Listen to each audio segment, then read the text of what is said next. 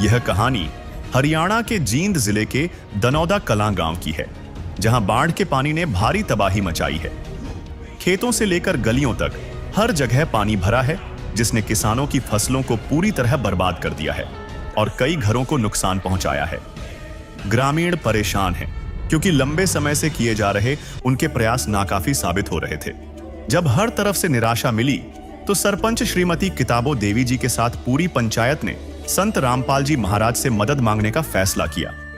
उन्होंने बरवाला में स्थित संत रामपाल जी महाराज के अनुयायियों के पास जाकर एक प्रार्थना पत्र दिया और संत रामपाल जी महाराज के चरणों में भेज दिया। ग्रामीणों को उम्मीद नहीं थी कि इतनी जल्दी कोई मदद आएगी, लेकिन संत रामपाल जी महाराज की दया ऐसी थी कि उनकी प्रार्थना तुरंत ही स्वीकार कर ली गई। जिस सामान के लिए वे सरकारी विभागों के चक्कर लगा रहे थे और जिसे पाने में हफ्तों लग जाते, वह सामान महज 24 घंटे के भीतर ही गांव में पहुंच गया। संत रामपाल जी महाराज के आदेश से राहत सामग्री लेकर गाड़ियां दनौदा कलां गांव में पहुंची। इस सामग्री में 3 मोटरें, जिसमें 2 20 हॉर्स पावर की मोनोब्लॉक और एक पनडुब्बी और 5000 फुट 8 इंची पाइप शामिल था।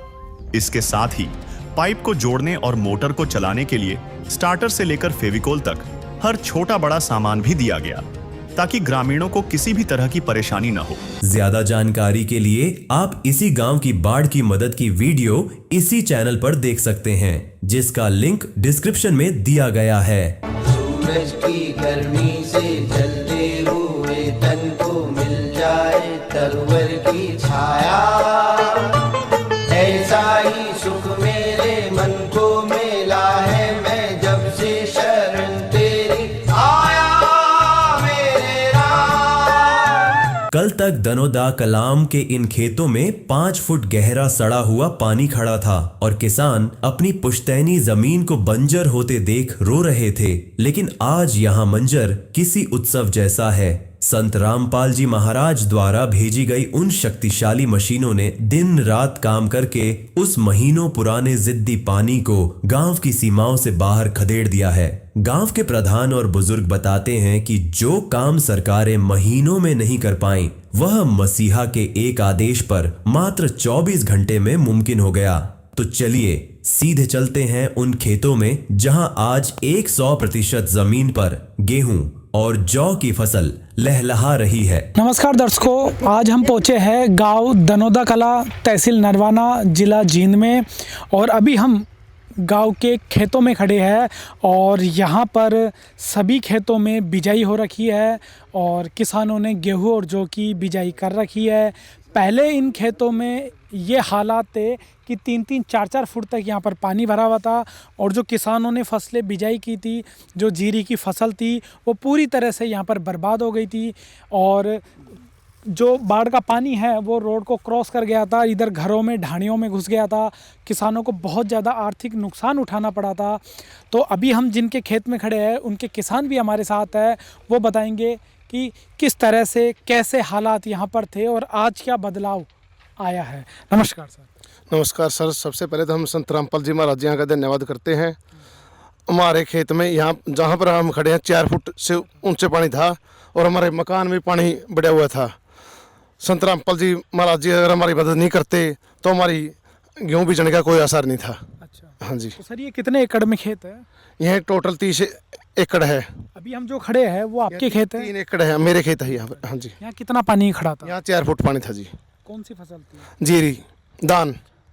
तो क्या रहा उस फसल का? वो बरसात में खराब हुई या कुछ बची? वो बिल्कुल बर्बाद होगी। बिल्कुल खराब, बर्बाद होगी। गेहूँ बीजने के भी आसार नहीं थे अगर हमको मोटर पाइपलाइन नहीं मिलती तो। मोटर पाइप किससे मिली आप? संत रामपाल जी महाराज जी हैं। अच्छा, तो मोटर पाइप मिलने के बाद कितने दिन में पानी उतर गया? कम से कम 1.5 महीने में। अच्छा, और आपके खेतों में? हमारे खेतों में 2.5 महीने लग गए बताने के लिए अगली फसल। हाँ। तो सर, यदि संत रामपाल जी महाराज जी की ये मदद समय पर नहीं मिलती तो इस पानी को सूखने में, निकलने में कितना समय लगता? कम से कम 1 साल। 1 साल? बिल्कुल जी। ऐसा क्या कारण था? चौवा ऊपर आ चुका था, पानी जाने का कोई रास्ता नहीं था, पाइपलाइन बिना, मोटर बिना, तो पानी यहाँ रहा और पानी सूखा नहीं था। यानी जमीन का जो नीचे का पानी है वो ऊपर आ गया था। अच्छा, मतलब 1 फुट जमीन का पानी आ चुका था, लगभग 1 फुट तक, और पानी का यही समाधान था, निकाल के बाहर फेंके इसको। इससे अलग कोई समाधान नहीं था, नहीं था जी। तो रामपाल जी महाराज जी की तरफ से आपको जो पानी की पाइप और मोटर मिली उससे सारा पानी निकला। बिल्कुल जी। तो आज इस खेतों में बिजाई हो गई है, कौन सी फसल बिजाई की है? इसमें जौ और गेहूँ बो दिए जी। हाँ जी। तो सर आज आप कितने खुश हैं? हमारा सारा गांव खुश है जी, बहुत ज़्यादा। नहीं हमारा तो बुरा हाल था, मतलब दाने भी मोल के लेने पड़ते, मतलब किसी भी हालत में कोई लिहाज नहीं था। माँ में तो बहुत बड़ा आभारी है संत रामपाल महाराज जी की। हाँ जी। आज आपके खेत को कि आपने एक फसल को बर्बाद होते देखा है, आर्थिक नुकसान उठाया है, और दूसरी फसल की कोई आस नहीं थी, यानी हम कहे किसान का एक साल तो पूरा बर्बाद होने वाला था।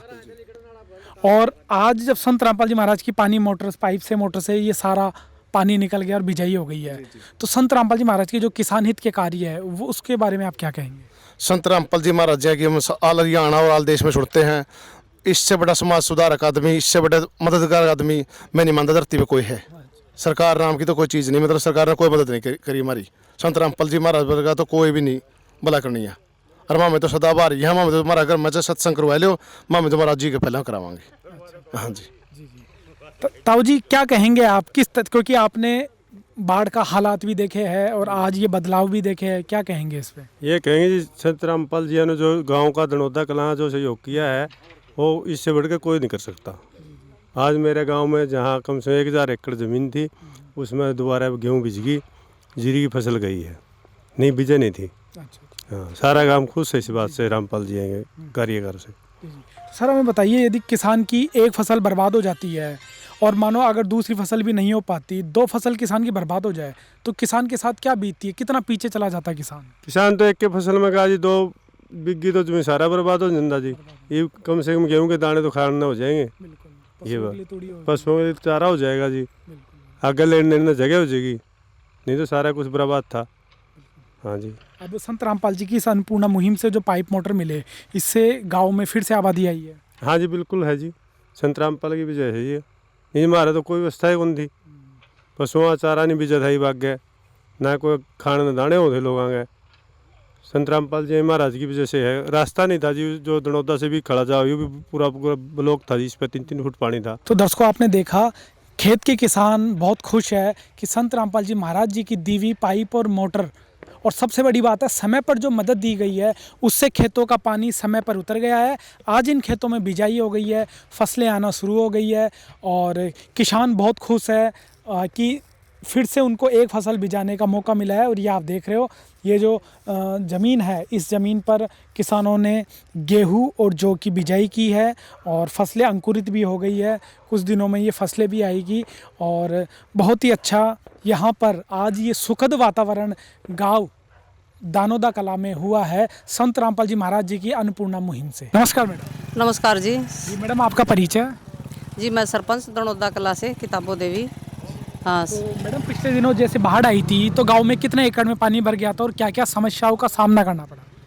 गांव में जी 1000 एकड़ के हिसाब से पानी भर गया था जी। बहुत ज़्यादा समस्या थी किसानों को। 4-4 फुट पानी भरया था जी।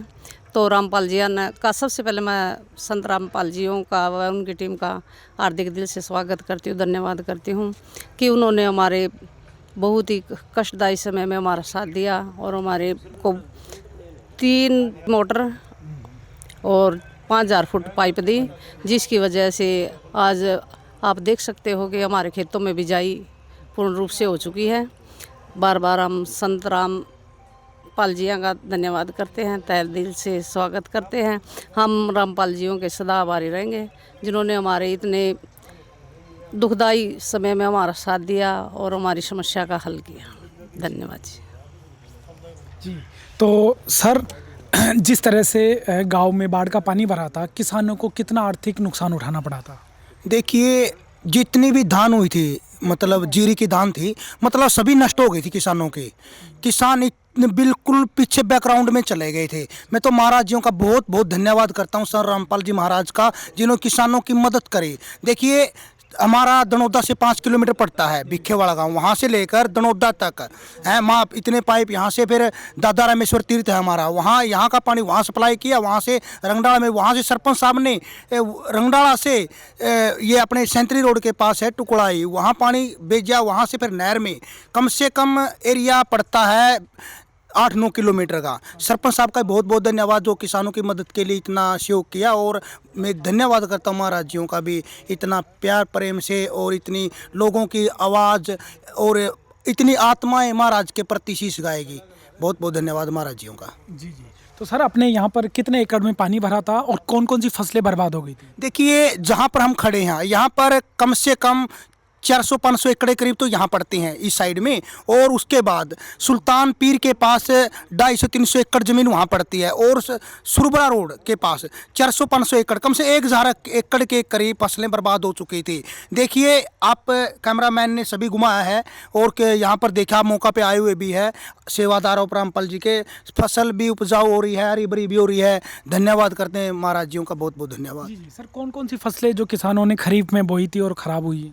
देखिए फसल थी, धान की फसल थी ज़्यादा, तो धान की थी, कपास भी थी, मतलब नरमा भी थी, कुछ नरमा तो कम ज़्यादा जीरी ही थी, मतलब धान बोलते हैं, ज़्यादा ही वो थी, और कुछ जहाँ बिल्कुल ये चारा भी था पशुओं का, हाँ सब खराब हो गया था, बिल्कुल नष्ट हो गया था। कम से कम 4-5 फुट पानी था।